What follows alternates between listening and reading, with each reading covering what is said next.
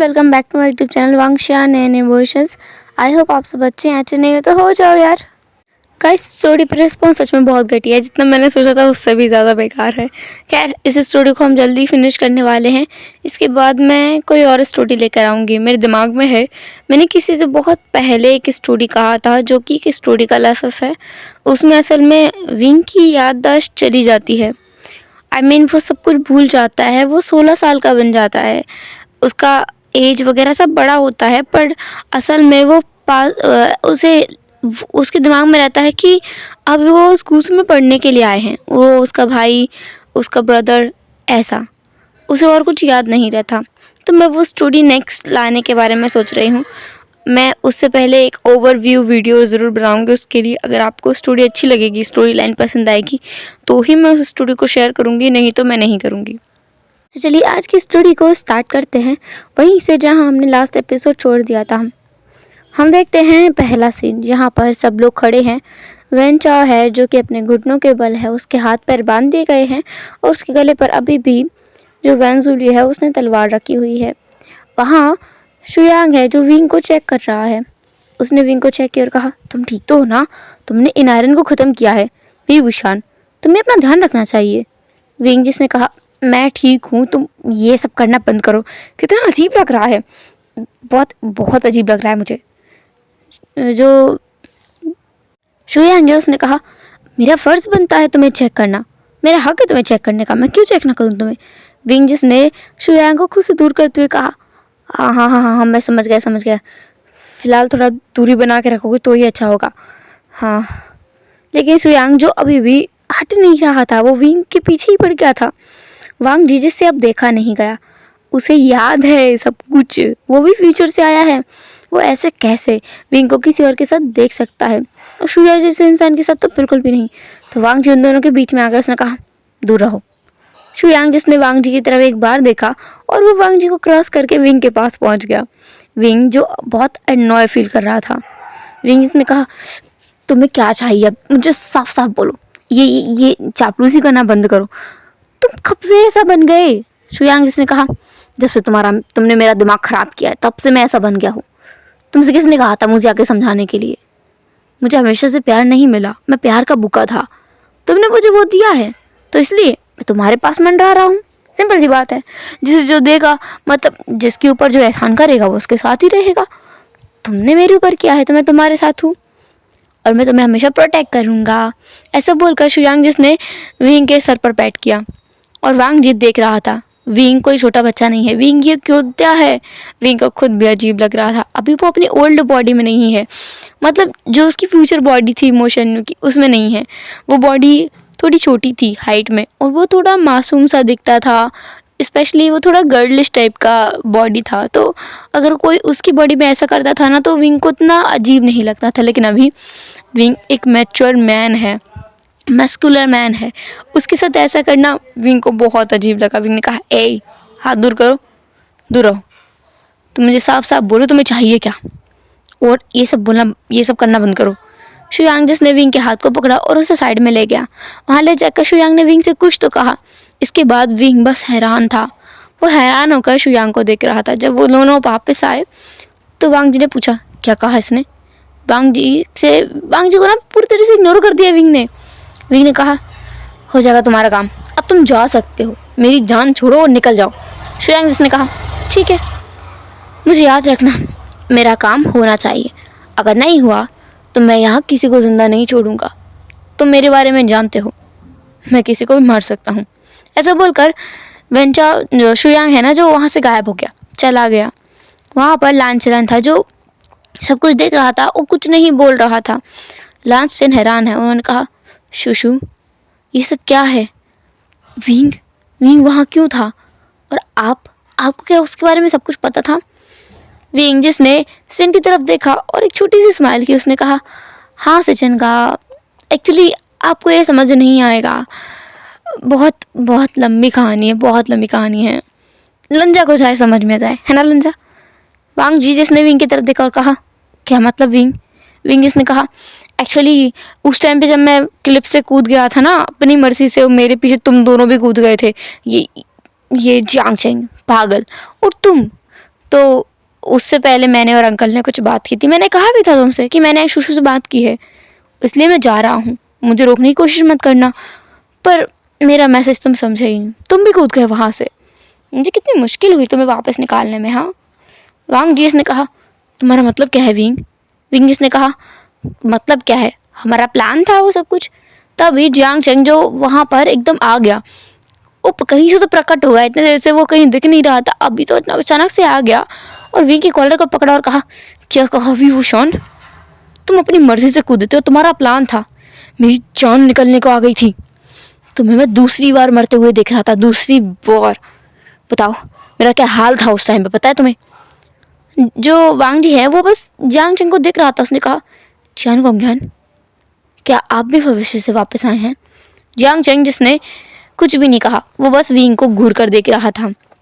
यहाँ पर यह भी क्लियर होता है कि जियांग चेंग भी है जो फ्यूचर से आया है। विंग ने कोई रिएक्ट नहीं किया। जियांग चेंग ने कहा, तुम्हें हैरानी नहीं है?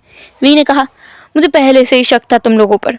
सच में तुम लोगों की हरकतें ही ऐसी हैं जो साफ साफ चीख चीख के बोल रही थी कि हाँ, मुझे भी फ्यूचर में जो होने वाला है सब कुछ पता है, मैं भी उसे बदलना चाहता हूँ। तुम मुझे प्रोटेक्ट करने के लिए कुछ भी करने को तैयार थे, मैं तभी समझ गया था। वैसे भी तुम जैसा खड़ूस इंसान मुझसे प्यार करने लगे, ऐसा तो हो नहीं सकता। अचानक क्यों तुम्हें मेरे ऊपर इतना प्यार आया? बस इसलिए ना? ऐसा ही है।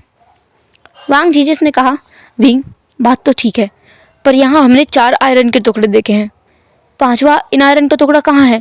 विंग जीजस ने कहा, लान क्लान में होगा, हमने वहाँ से कोई टुकड़ा चुराया नहीं है ना, इसलिए वहीं होगा। वांग जीजस ने कहा, वहाँ? अंकल चिरैन जो खुद भी विंग की तरफ देख रहे थे, उन्होंने कहा, इस सब युद्ध के बीच में मैं तुम्हें परेशान नहीं करना चाहता था, पर इन आर्यन का टुकड़ा लान सेक्ट से बहुत पहले ही गायब हो गया था विंग, वहाँ नहीं है वो। विंग जिसने हैरान होते हुए कहा, क्या? लेकिन अब कौन सा विलन रह गया? कहाँ होगा वो इन आर्यन का टुकड़ा? अरे रे, ये तो गड़बड़ हो जाएगी, हमें उसे ढूंढना होगा। बाकी सब लोग बस देख रहे थे, वहाँ पर सारे सेक्ट खड़े थे और वो लोग समझने की कोशिश कर रहे थे। तभी किसी ने कहा, हो सकता है इन आयरन का टुकड़ा किसी ऐसे व्यक्ति ने लिया हो जो खुद भी फ्यूचर से आया हो।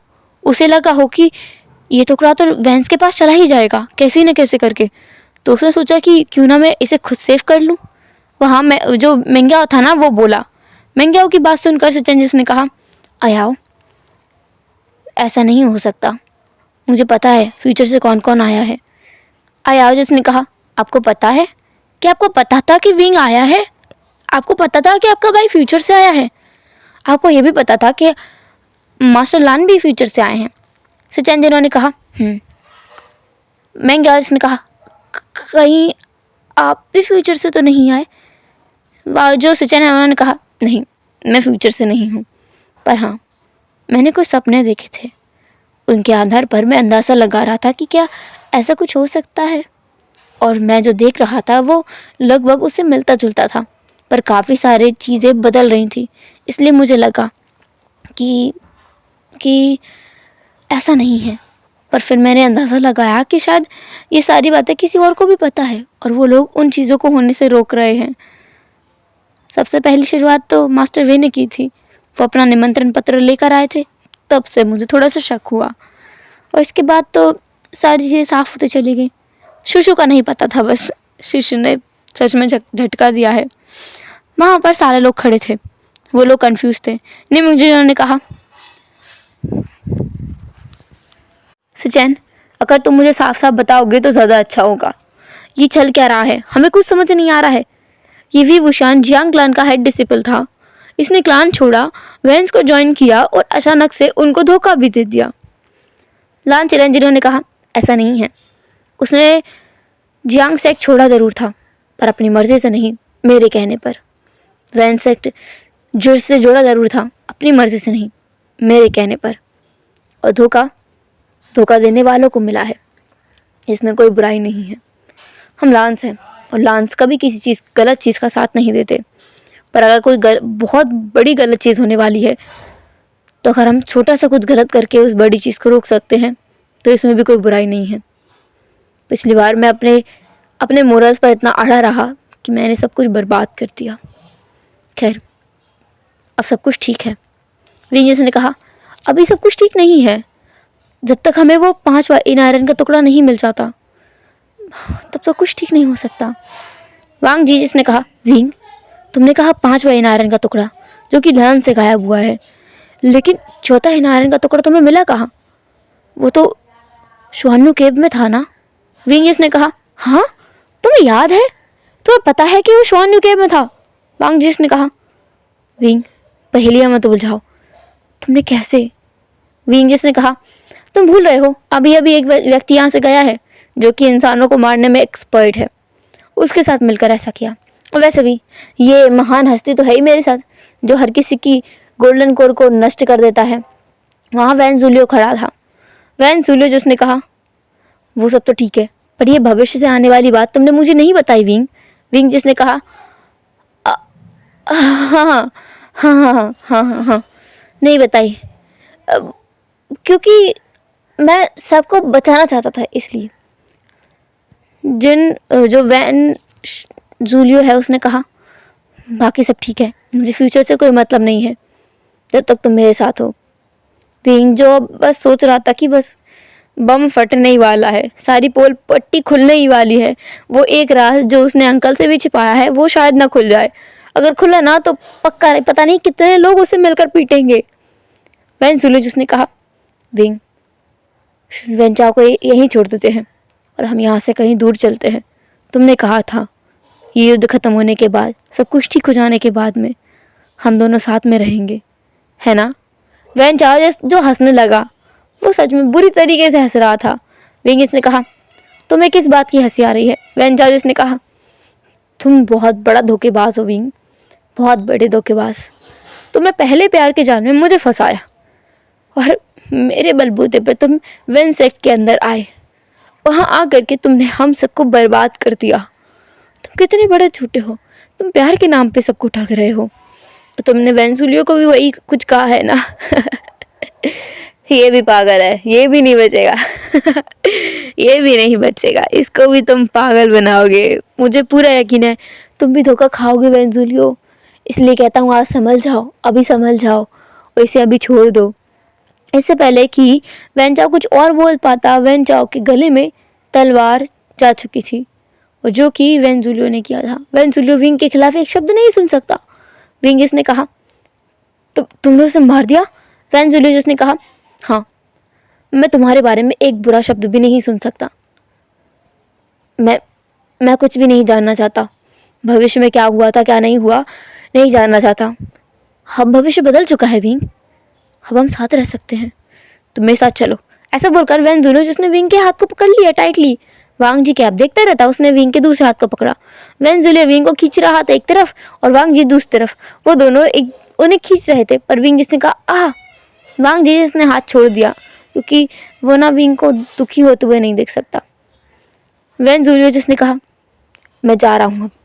ऐसा बोलकर वो विंग को पकड़ के ले जा रहा था, पर उससे पहले ही कई लोग आ गए सामने जिन्होंने उसे रोक लिया। पहली बात तो जांग चेन जो सामने आ गया, लान सिचेन और जो हमारे बहुत बड़े वाले सुपर रुस्तम हैं लान चिरन, वो भी सामने आ गए। इसके अलावा मेंग्याओ भी सामने था। मेंग्याओ जिसने खुद भी उसे मना किया और कहा, वेंजुलियो अच्छा होगा कि तुम उसे वहीं छोड़ दो, तुम्हें पता नहीं है गुजो के दूसरे राजकुमार विंग को पसंद करते हैं। वेंजुलियो जिसने कहा, तुम एक नौकर हो, एक नौकर की हैसियत में रहो तो वही अच्छा होगा, मुझसे दूर रहो। वेंजुलियो ने मतलब अनजाने में मेंग्याओ को हर्ट कर दिया था। मेंग्याओ जिससे ना ये चीज़ बर्दाश्त नहीं हो रही थी, अब उसने कहा, तुम अपनी हद में रहो, तुमने मुझे इंसल्ट करने की कोशिश कैसे की? तुम्हें क्या लगता है मैं अपनी बेइज्जती यूं ही सहता रहूँगा?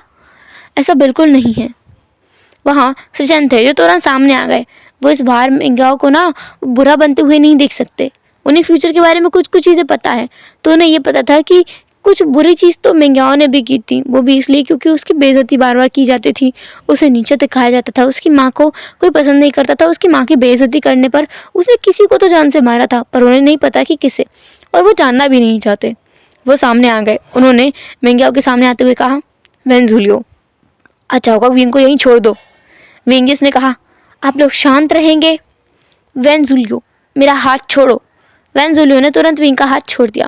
विंग वांग जी के पास आया, उसके हाथ को अच्छे से होल्ड किया और कहा, मैं और लंजा दोनों शादीशुदा हैं, तो तुम एक हस्बैंड एंड हस्बैंड को अलग नहीं कर सकते। वांग जी विंग को देख रहा था। क्या वो शादीशुदा है? कब? उन्होंने तो फ्यूचर में शादी की थी ना, अभी कहाँ की है? पर खैर, वांग जी तो वांग जी है। वांग जी ने विंग की कमर को टाइटली होल्ड कर लिया और विंग को बहुत अजीब लगा। उसने कहा, लंजा, मैं अब कोई मोशन नहीं हूँ, हाँ, हट जाओ। वांग जी ने कहा, तुम अभी भी सुंदर हो, पहले की तरह। विंग ने कहा, मैं पहले की तरह अब हो गया हूँ। मैं फ्यूचर में बहुत गंदा दिखता था, मुझे पता है। वो तो छोटी सी हाइट उसकी थी। मोशन यू क्या, क्या क्या कोई उसे लेकर आया है? मैंने कहा था ना शुशु, उसे लेकर आने के लिए। वहाँ एक छोटे से बच्चे को बुलवाया जाता है। वो बच्चा काफ़ी छोटा था उम्र में, लगभग 12-13 साल का। उस बच्चे को विंग देख रहा था। विंग देख पा रहा था कि उस बच्चे के फेस पर कई निशान हैं। उसके रोब्स के अंदर से ही अंदाज़ा लगा सकता है विंग कि उसे कितनी बुरी से मारा पीटा गया होगा। विंग इसने मोशनियों को बुलाया और कहा, मैं इसे अब से अपना भाई मानता हूँ। कोई भी मोशनियों के ऊपर हाथ नहीं उठाएगा, कोई उसे हाथ नहीं लगाएगा। लंजा, क्या मैं ऐसा कर सकता हूँ? वांग जी ने तुरंत अपना सर हाँ में हिला दिया। वो मोशनियों का शुक्रगुजार है। वो उसे पर्सनली थैंक यू बोलना चाहता था हमेशा से, क्योंकि उसकी वजह से उसका विंग उसे वापस मिला। भले मोशनियों ने अपने बदले के लिए विंग को बुलाया हो, लेकिन फिर भी वांग जी को उसका प्यार मिला। इसलिए अभी वो मोशनियों को अपना भाई ही मानेगा। हालांकि उसकी बॉडी का एक एक अंग वांग जी ने देख रखा है। वो इसलिए क्योंकि उसकी बॉडी में विंग था, इसलिए और कोई गलत बात नहीं थी उसमें। खैर, अभी वांग जी जो मोशन से थोड़ा दूर था, लेकिन उसने सोचा कि वो भी विंग की तरह उसे अपना भाई मानेगा और डिसाइड कर लिया। अब हम पूरी स्टोरी जानते हैं। क्या करिए, सब हुआ कैसे? अंकल चिरन जो अब सबको सभागार में ले गए थे लान सेक्ट में, और वहाँ ले जाकर के सबको बता रहे थे कि आखिर हुआ क्या। लान चिरन बताते हैं कि वो लोग फ्यूचर में सब कुछ सही से चल रहा था, पर वांग जी की रेपुटेशन बहुत ज़्यादा ख़राब हो रही थी और अंकल चिरन की हालत भी। इसके अलावा नेगेटिव ऊर्जा उनके लान सेक्ट में फैल रही थी। उनसे ये बर्दाश्त नहीं हुआ और उन्होंने गुस्से में आकर विभूषण को बहुत कुछ सुना दिया, और तभी उनके दिल में दर्द हुआ और वो बेहोश हो गए। और जब उन्हें अंदर वैधशाला में ले जाया गया तो उन्होंने कुछ सोचते हुए उनके वैद्य को बोल दिया कि बाहर जाके बोल दें कि अंकल एक्सपायर हो चुके हैं। और जब सबको ये पता चला तो विंग तो बस हैरान हो गया था और वहाँ से चला गया था। पर वो उस नाइटर सिटी की क्लिफ पर नहीं गया था, बल्कि वो तो अंकल चिरन के कमरे में गया था। वहाँ जाकर वो फूट फूट कर रोने लगा, क्योंकि उसे यकीन नहीं हो रहा था उसकी वजह से एक बुरा इंसान मर गया। बाद में वांग जी, सिचेन और अंकल चिरन के बीच में जो बहसबाजी होती है थोड़ी बहुत, उसके बाद वो कैसे अपने कमरे में चले जाते हैं। कमरे में जाने के बाद उन्हें विंग दिखता है। विंग जो अंकल चिरन कमरे में बैठा हुआ था और रो रहा था।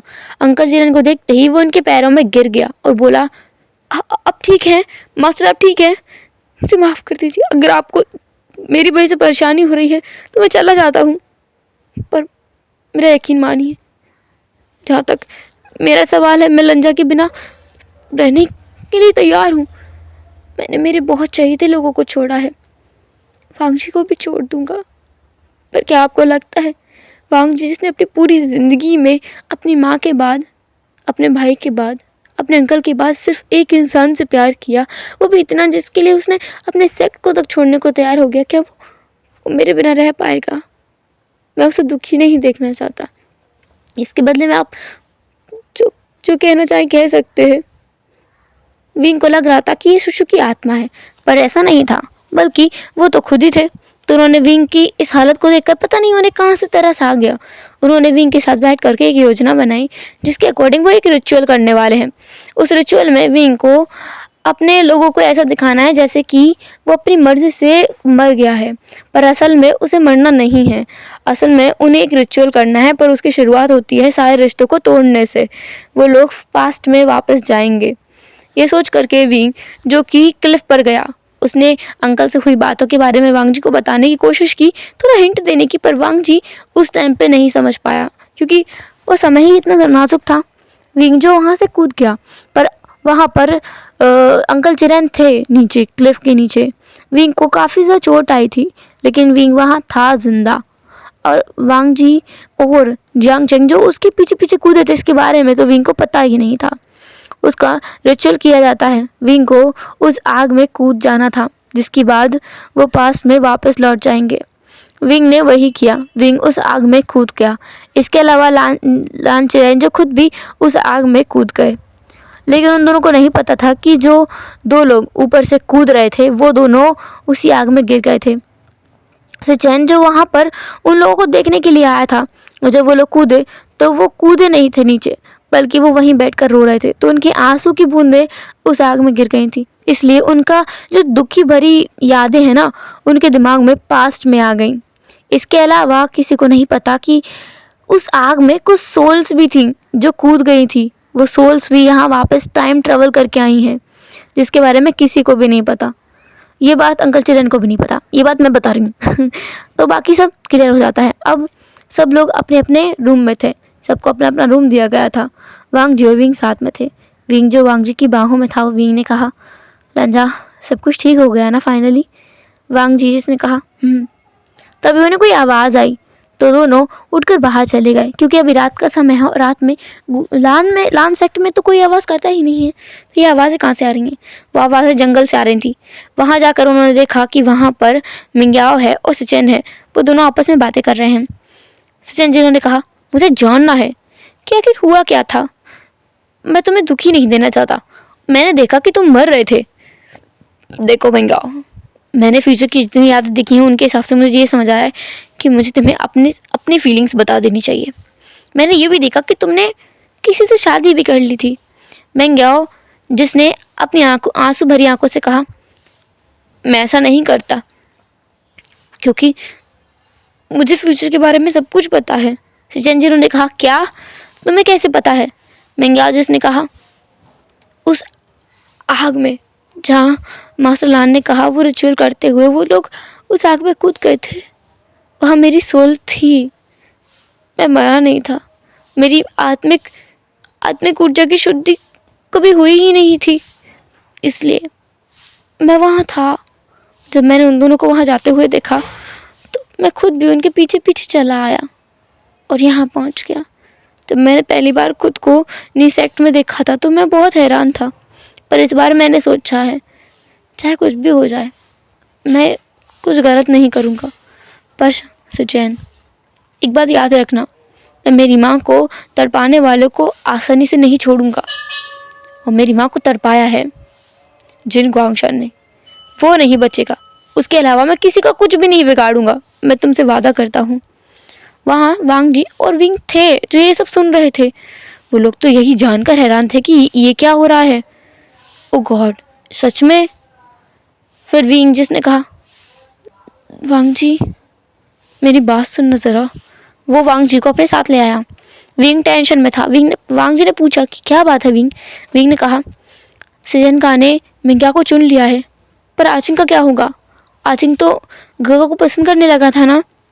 वांग जी ने कहा, विंग वो गगा को पसंद करने की कोशिश कर रहा था, पसंद नहीं करने लगा था। और दूसरी चीज़, वो पहले से किसी से प्यार करता है। पैनकिंग, ये तुमने बचा भी लिया और सुरक्षित रख भी लिया। कोई जब ये याद आया ना तो वो थोड़ा शांत हो गया। उसने कहा, हाँ मैं तो भूल ही गया था। हाँ कुछ भी हो, मैं तो वेट कर रहा हूँ कि कब मैं मेरे नेफ्यू से मिलूँगा। वांग जी जिसने ये सुना और वो थोड़ा हैरान हो गया। अचानक विंग ने ये टॉपिक निकाला। विंग जिसने वांग जी की तरफ देखकर कहा, जिनलिंग वो कितना शैतान बच्चा है ना, इस बार मैं उसे बचपन से देखूंगा। जियांग चेंग था जो उसके साथ बचपन से रहा, पर इस बार मैं भी रहूँगा। कितना कितना खुशनुमा माहौल होगा। मेरी जेजे भी उसके साथ रहेगी, उसके बाबा को भी मैं उसके साथ रखूँगा, हालांकि मुझे वो पसंद नहीं है। वांग जी जिसने कहा, तुम उसे अपना ब्रदर इन लॉ मान चुके हो? वांग जी हंस रहा था। विंग जिसने कहा, तुम मेरा मजाक उड़ा रहे हो? वांग जिसने कहा, नहीं विंग, मैं तुम्हारा मजाक नहीं उड़ा रहा हूँ, बल्कि मैं तो तुम्हारे ऊपर हंस रहा हूँ। विंग जिसने कहा, हाँ तुम बहुत बुरे हो, तुम बहुत गंदे हो, तुम बहुत बहुत बहुत बहुत बहुत बेकार हो। काश कि तुम 16 साल के ही रहते तो कितना अच्छा रहता। तुम्हें फ्यूचर का कुछ याद नहीं होता तो और भी ज़्यादा अच्छा होता। सच में मैं तुम्हारे बहुत मज़े लिया करता, फिर तुम्हें टीज़ किया करता, पर अब तो तुम टीज़ होते ही नहीं हो। वांग जी जिसने विंग की तरफ देखा और स्माइल किया। विंग जिसने कहा, ऐसे मत किया करो, बहुत अजीब लगता है। वांग जी जिसने विंग के दिल पर हाथ रखा और कहा, अजीब लगता है, अच्छा लगता है। वांग जी विंग के फेस के बहुत करीब था, वो उसके साथ फ्लर्टिंग कर रहा था। सच में वांग जी बहुत ज़्यादा बदल गया था 16 साल बाद। तो विंग ना ये चीज़ हजम कर रहा है अभी। हालांकि इसमें कुछ वैसी बात नहीं है, क्योंकि विंग ने ये रूप वांग जी का पहले भी देखा हुआ है। पर इस 16 साल के वांग जी को ऐसी हरकतें करते हुए देखकर विंग को थोड़ा सा अजीब लगा। वहाँ वो दोनों अकेले नहीं थे, ये सब कुछ कर रहे थे। वहाँ पर कोई और था जो उन्हें देख रहा था। उसने वहाँ आते हुए कहा, अच्छा होगा तुम तुम्हारा रोमांस कमरे के अंदर करो, यहाँ ना करो। वहाँ जियांग चेंग आ गया था। विंगिस ने आचिंग की तरफ देखकर कहा, अच्छा तुम कहाँ गए थे? और पीछे से यान ली और वैन किंग भी आ रहे थे। विंग ने कहा, तुम यहाँ गए थे? वैन किंग जिसने कहा, विभूषण अपनी जुबान को लगाम दो। विंगिस ने कहा, मैं तो डर गया लंजा, देखो मैं तो डर गया। वैन किंग जिसने अपनी नींद वाली सुई आगे कर दी। विंग ने कहा, देखो वैन किंग, मैंने तुम्हें बचाया है, हाँ, ये फालतू किसी से मुझसे दूर रखो। वांग जी के पीछे जाकर विंग छुप गया और जियांग चेंग हंसने लगा। वैन किंग जो वहाँ खड़ी हो गई थी और यान ली भी। वहाँ पर अब मेंग्या और सिचन भी आ चुके थे। जियांग चेंग शायद कुछ कहना चाहता है। विंगिस ने कहा, क्या हुआ? क्या तुम दोनों ने शादी करने के बारे में सोच लिया है? जियांग चेंग जिसने विंग के सर पर मार दिया। उसने कहा, तुम कभी ढंग की चीज़ बोल भी सकते हो? वो लोग यहाँ पर ज़रूरी बात करने आई हैं। कुछ ऐसा है जो हम चाहते हैं कि तुम लोगों को पता चल जाए। विंगिस ने कहा, अच्छा ऐसा क्या है? यान ली जो अब सामने आई, उसने सामने आते हुए कहा, मैंने ये सब कुछ किया अपने परिवार को बचाने के लिए। मेरा और कोई मकसद नहीं था ये सब करने के लिए। यान ली जिसने अपने रोब्स के अंदर से कोई चीज़ निकाली। विंग उसे देखकर इतना ज़्यादा हैरान था। विंग के साथ साथ सब लोग, जियांग चेंग को छोड़कर। जियांग चेंग और वैन किंग शायद उन्हें पहले से पता था, इसलिए वो लोग हैरान नहीं थे। यान ली के हाथ में इन आयरन का टुकड़ा था जो लान सेक्ट से गायब हुआ था, शायद वो वाला। विंगिस ने कहा, सिज्जे। वांग जी जिसने कहा, मिस यान ली। विंग जो पूछना चाहता था कि ये क्या है, तभी जियांग चेंग जिसने कहा, विभूषण अच्छा होगा कि तुम जे की पूरी बात सुन लो। विंग जिसने कहा, यान ली जिसने कहा, विंग मेरी बात सुनो। मैं मैं मैं जानती हूँ कि भविष्य में क्या होने वाला था, इसलिए मैंने ये टुकड़ा पहले ही चुरा लिया।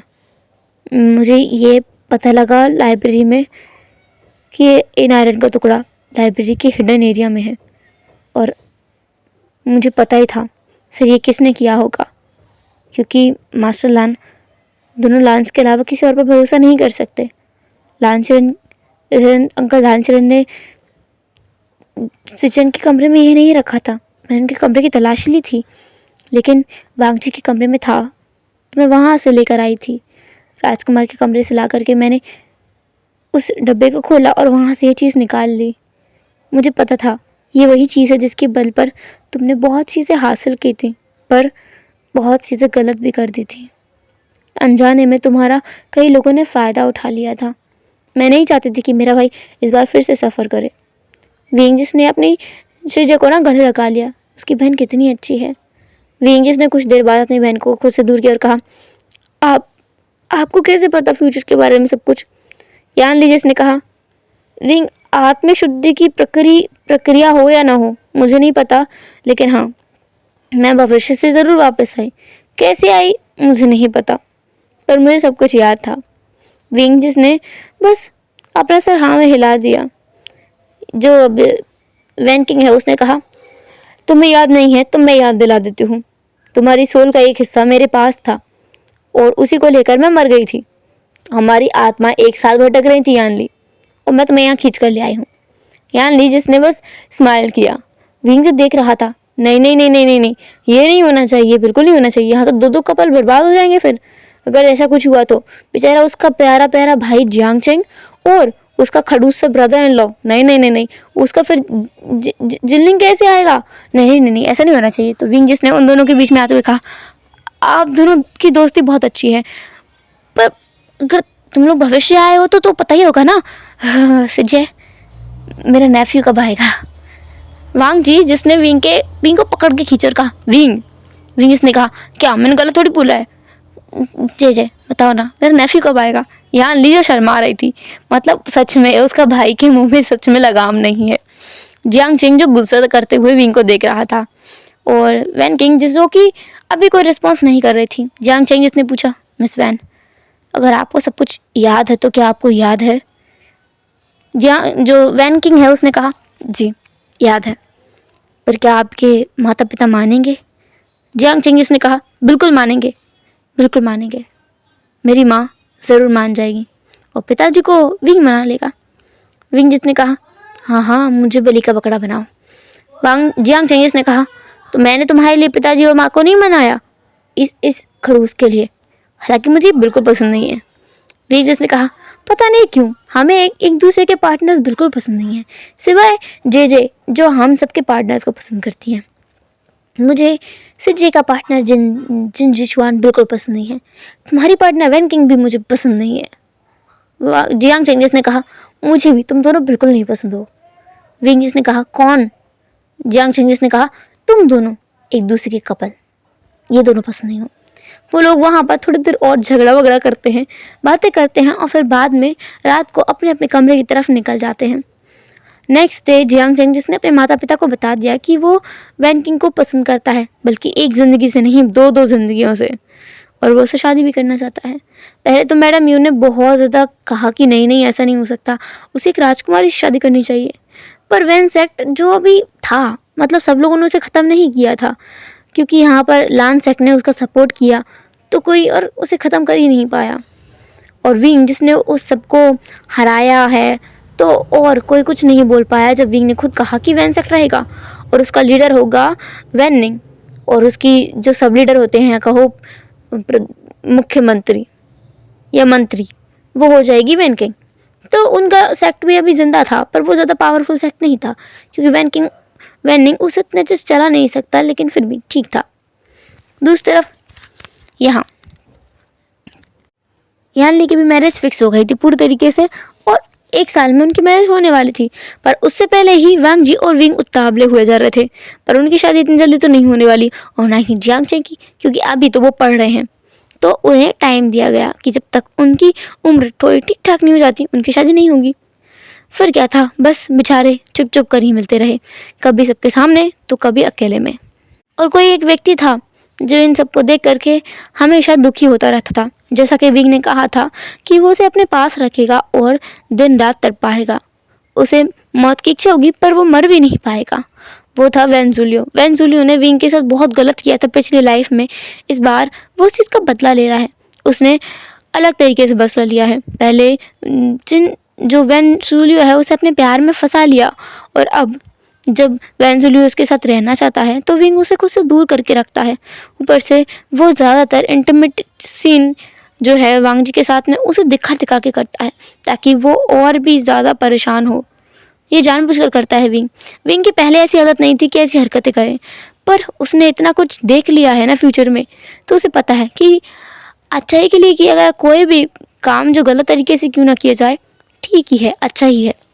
टाइम का यूं ही गुजरना चलता रहता है। सब कुछ अब ठीक हो चुका था। वैन सेक्ट भी पूरी तरीके से बिल्डअप हो चुका था, और उनके सेक्ट लीडर भी काफ़ी काइंड एंड अच्छे थे। सब लोग उन्हें अप्रिशिएट भी करते हैं। हाँ, जिन गोंगशान थोड़ा अलग टाइप का इंसान है, उसे भी अपनी कर्मों की सज़ा अपने आप ही मिल गई। पता नहीं कैसे वो खुद ही बीमार पड़ गया और तड़प तड़प के मर भी गया। दूसरी तरफ हम देखते हैं विंग और वांग जी की भी मैरिज हो जाती है, और वो लोग खुशी खुशी इस बार रहने लगते हैं, वो भी लान सेट के अंदर। वांग जी विंग को बहुत अच्छे से रखता है। उधर हम देखते हैं लान सिचेन, जिन्होंने खुद भी मिंग्याओ को अपना लिया, और अंकल चिरन ने कुछ भी नहीं कहा। वो खुश हैं अपने नेफ्यू को खुश देखकर। विंग जिसने जो आयुआन है उसको ढूंढा और उसे गोद ले लिया। उसके माता पिता सच में इस बार भी गुजर गए, टाइम रहते ही वो लोग गुजर गए, और आयुआन अकेला हो गया, पर विंग और वांग जी ने उसे अपने साथ रखा। कुछ टाइम बाद जियांग चेंग और वैन किंग की भी शादी हो जाती है। सब कुछ नॉर्मल हो चुका था, पूरा फ्यूचर बदल चुका है, और उनकी एक नई ज़िंदगी की शुरुआत हो चुकी है। लान सेक्ट में जो है मोशन्यू भी रहता है। मोशन्यू को यहाँ वो रिस्पेक्ट और वो प्यार मिलता है जो उसे पहले नहीं मिला।